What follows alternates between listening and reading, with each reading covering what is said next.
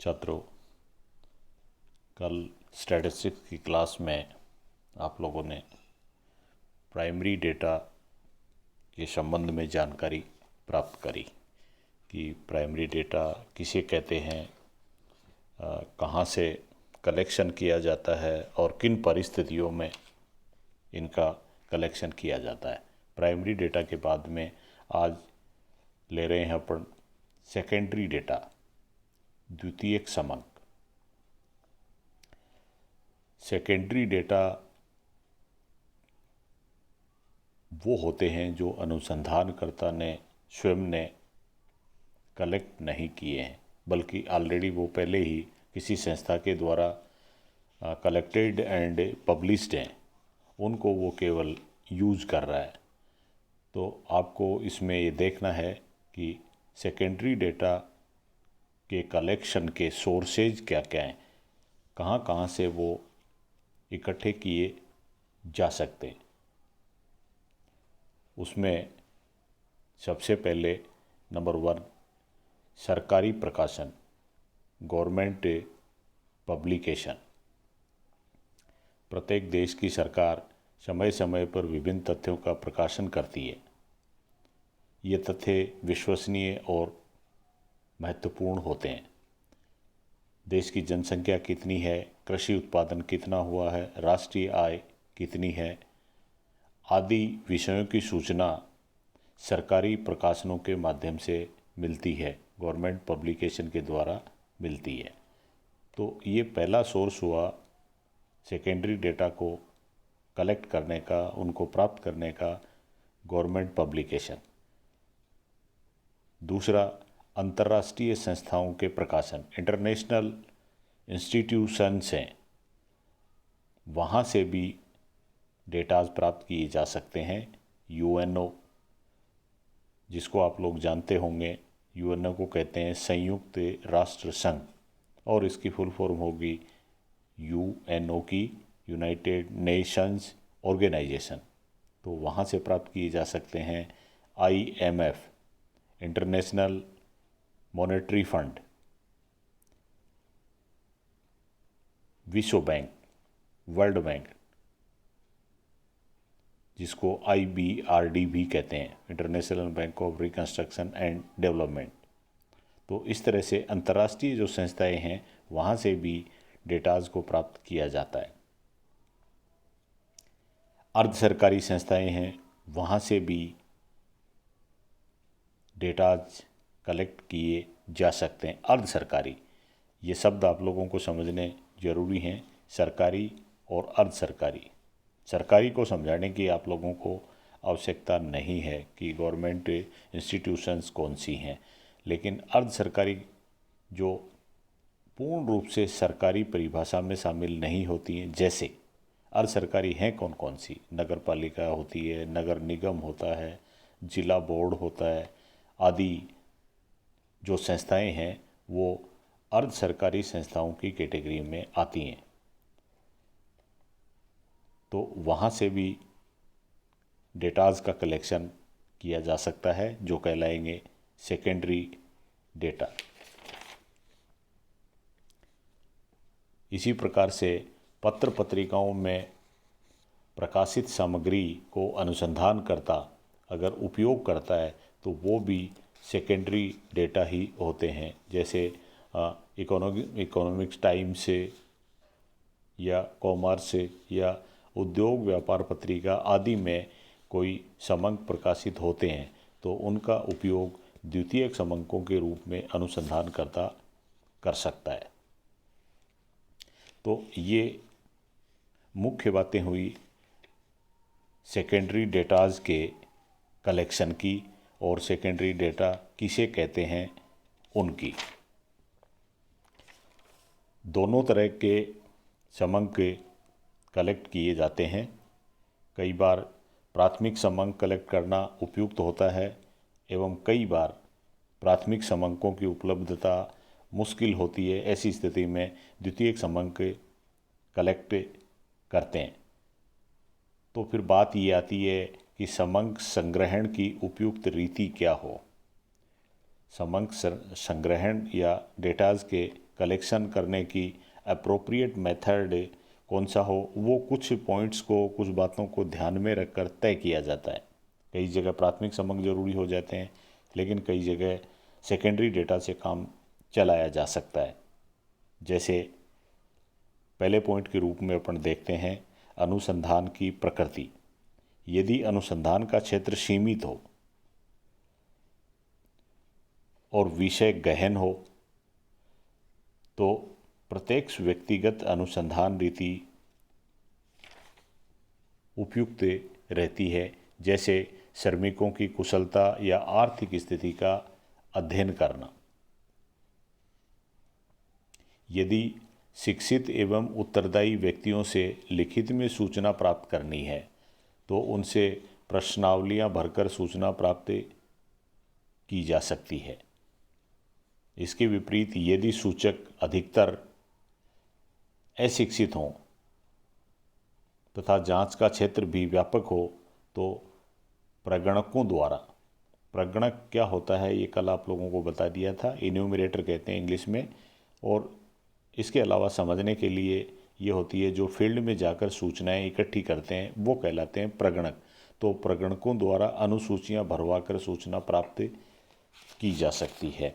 तो ये एक पहला पॉइंट है जो शुरुआत है, अनुसंधान की प्रकृति को ध्यान में रखते हुए तय करते हैं कि प्राथमिक समंक चाहिए या द्वितीयक समंक।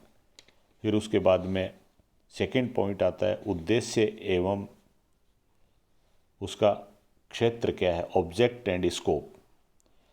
यदि जांच के सीमित क्षेत्र में अनेक विषयों पर सूचना एकत्रित करनी है, जांच के सीमित क्षेत्र में, अगर क्षेत्र सीमित है तो प्रत्येक व्यक्तिगत अनुसंधान उपयुक्त रहता है, यानी प्राइमरी डेटा इकट्ठे किए जाते हैं। लेकिन अगर क्षेत्र बहुत ज़्यादा विस्तृत है और अनुसंधानकर्ता के लिए वहाँ तक पहुँचना आसान नहीं है, समय लगेगा बहुत सारा और संसाधन भी ज़्यादा खर्च होंगे, ऐसी स्थिति में द्वितीयक समंक काम में लिए जा सकते हैं। तो उद्देश्य और क्षेत्र के आधार पर भी तय करते हैं। पहले अपन ने अनुसंधान की प्रकृति के आधार पर तय किया, फिर उसके बाद में उपलब्ध आर्थिक संसाधन कैसे हैं आपके पास में, उससे भी ये तय होता है कि समंक प्राथमिक चाहिए या सेकेंडरी चाहिए। साथ साथ अगले पॉइंट के रूप में अवेलेबल टाइम भी देखना पड़ता है कि आपके पास में समय कितना है। अगर समय की कोई कमी नहीं है तो प्राथमिक समंक इकट्ठे किए जा सकते हैं, और अगर समय उतना नहीं है तो द्वितीयक समंकों से काम चलाया जा सकता है। तो ये कुछ बातें हैं जिनके आधार पर तय करते हैं कि कौन से समंक आपको कलेक्ट करने हैं या करने चाहिए। समंकों के कलेक्शन में दो चीज़ों का वर्णन आया कि समंकों का कलेक्शन जब करते हैं तो प्रश्नावली भी यूज होती है और अनुसूची भी यूज होती है। दोनों में ही एक प्रश्नों की सूची है, असल में प्रश्न है। There are various types of questions. तो किसे प्रश्नवाली कहें, प्रश्नावली कहें, और किसे अनुसूची कहें, कहाँ प्रश्नावली काम में लें और कहाँ अनुसूची काम में लें, ये अपने को तय करना पड़ता है। प्रश्नावली विभिन्न प्रश्नों की एक व्यवस्थित सूची है। प्रश्नावली क्या है? विभिन्न प्रश्नों की एक व्यवस्थित सिस्टमेटिक रूप से एक लिस्ट है जिसका उद्देश्य किसी विषय से संबंधित व्यक्तियों से सूचनाएं या तो डाक द्वारा प्राप्त कर लें, और सामान्यतः डाक द्वारा ही सूचनाएं प्राप्त की जाती हैं। लेकिन वर्तमान में अब संचार के बहुत सारे साधन हो गए हैं तो उनको भी काम में ले सकते हैं, और उनको लेते हुए प्राथमिक समंकों का संकलन किया जाता है। तो ये प्रश्नों की एक व्यवस्थित सूची हो गई प्रश्नावली, और जो प्रश्नावली नहीं है वो अनुसूची है। अनुसूची की खास विशेषता ये है कि अनुसूची प्रगणक स्वयं या अनुसंधानकर्ता स्वयं एरिया में जाके सूचकों से प्रश्नों के उत्तर स्वयं भरता है, वो है अनुसूची। और प्रश्नावली वो है जो उत्तरदाताओं के पास उचित माध्यम से भेज दी जाती है और फिर वो भर के वापस अनुसंधानकर्ता तक पहुंचाते हैं। अनुसूची को समझने के लिए ये 2 लाइनें पर्याप्त हैं। अनुसूची अनेक प्रश्नों की एक ऐसी लिखित सूची है।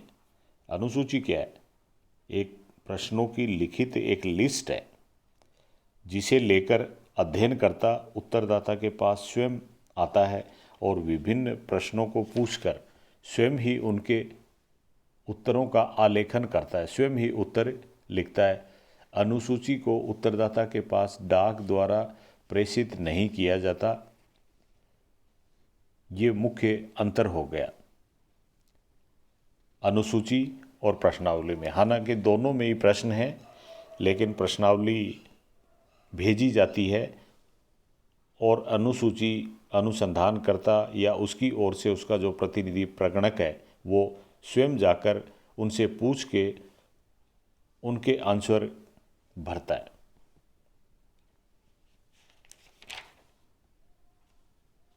अनुसूची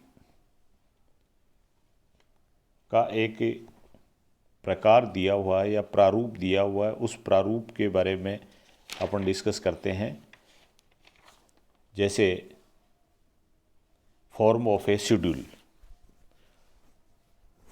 शेड्यूल का प्रारूप क्या हो। जैसे एक ग्रामीण क्षेत्र में किसी विशेष वर्ग की आर्थिक व सामाजिक समस्याओं के संबंध में अनुसूची का प्रारूप निम्न प्रकार हो सकता है। ग्रामीण क्षेत्र में कुछ गरीब लोग रहते हैं, उनकी आर्थिक और सामाजिक समस्याओं के संबंध में आपको ये कहा जाए कि आप एक उनसे संबंधित अनुसूची बनाइए, तो अनुसूची में प्रश्न होंगे, ये पक्की बात है। और प्रश्न जैसे इस तरह से हो सकते हैं। पहला, सबसे पहले नंबर 1 है उत्तरदाता का नाम व पता, उसका नाम क्या है और एड्रेस क्या है। सेकंड पॉइंट में जाति, थर्ड पॉइंट में आयु, फोर्थ में उसका पेशा, वो काम क्या करता है, पेशा क्या है उसका, मजदूरी करता है कि नौकरी करता है कि क्या करता है। नेक्स्ट क्वेश्चन ले सकते हैं शिक्षा, उसकी शिक्षा कैसी है, पढ़ा लिखा है या निरक्षर है या साक्षर है। नेक्स्ट गांव का नाम। ये प्रश्न बना रहे हैं अपन, और ये है अनुसूची। अनुसूची इसलिए हो गई कि अनुसंधानकर्ता स्वयं उसके पास जाएगा। पहले प्रश्नों की लिस्ट बन रही है, गांव का नाम आ गया, फिर उसके बाद में पिता का व्यवसाय, परिवार का स्वरूप क्या है, परिवार संयुक्त हो सकता है, जॉइंट फैमिली हो सकती है, एकाकी हो सकता है और मिश्रित परिवार हो सकता है। ये परिवार का स्वरूप है, वो वहाँ उसको पूछ के भरा जाएगा। फिर मैरिटल स्टेटस, वैवाहिक स्थिति क्या है, विवाहित है या अविवाहित। नेक्स्ट क्वेश्चन होगा परिवार के अन्य सदस्यों की संख्या, फैमिली के जो अन्य मेंबर्स हैं उनकी संख्या क्या है। नेक्स्ट क्वेश्चन बना, क्या आप अपने बच्चों को स्कूल भेजना अच्छा समझते हैं, हाँ या ना में उत्तर लेना है। यदि आप बच्चों को स्कूल भेजना अच्छा नहीं समझते तो उसका कारण बताइए। एक क्वेश्चन ये बन गया। अगला क्वेश्चन है परिवार में स्त्रियों की स्थिति कैसी है, पूर्णतया पुरुषों के अधीन या पुरुषों के समान व्यवहार होता है स्त्रियों से। नेक्स्ट क्वेश्चन बना नंबर 14, आरक्षण के तहत आपके परिवार में विभिन्न सदस्यों को कौन कौन से लाभ प्राप्त हुए हैं। अगर उस परिवार को लाभ, आरक्षण का लाभ मिला हुआ है तो ये पूछा जाएगा कि कौन कौन से लाभ प्राप्त हुए आपको। नेक्स्ट क्वेश्चन,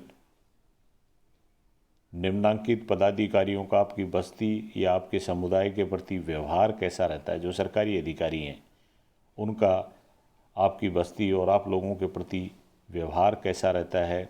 जैसे सरकारी अधिकारी हो सकता है बीडीओ, पटवारी, ग्राम सेवक, स्थानीय नेता हो सकते हैं, निर्वाचित जनप्रतिनिधि होते हैं, उनका व्यवहार आपके प्रति कैसा है। फिर नेक्स्ट क्वेश्चन 16 बना, क्या आप पर कुछ ऋण है, क्या आपने कहीं से लोन ले रखा है, तो केवल हाँ या ना में लिखना है। और अगर हाँ लिखा तो नीचे लिख दो यदि हाँ तो ये ऋण आपको कहाँ से प्राप्त हुआ, किसी बैंक से, सहकारी संस्था से या किसी महाजन से। फिर क्वेश्चन है, आप अपने वर्तमान व्यवसाय से किस सीमा तक संतुष्ट हैं, अभी जो काम कर रहे हैं आप उससे कितने सेटिस्फाइड हैं।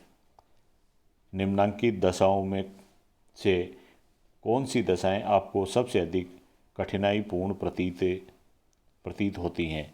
कई समाज में प्रचलित व्यवस्थाएं हैं, उनमें आपको कौन सी सबसे अधिक कठिनाईपूर्ण लगती हैं, जैसे विवाह के समय दहेज देना, उच्च जातियों से दूरी, व्यवसाय का बहुत अरुचिपूर्ण होना, स्वर्णों द्वारा उत्पीड़न, अधिकारियों का दुर्व्यवहार।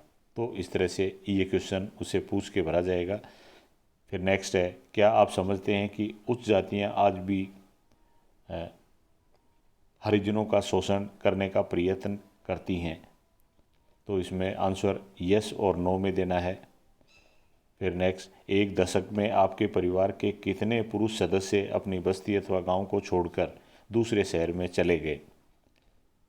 एक दशक यानी पिछले 10 साल में कितने ऐसे लोग हैं या परिवार के सदस्य हैं जो बस्ती या गांव छोड़ के दूसरी जगह चले गए। नेक्स्ट क्वेश्चन बनाया, जो सदस्य दूसरों स्थानों पर चले गए हैं उन्हें किन कारणों से स्थान परिवर्तन किया, उन्होंने किन कारणों से स्थान का परिवर्तन किया, क्या कारण हो सकते हैं कि वो यहाँ से चले गए।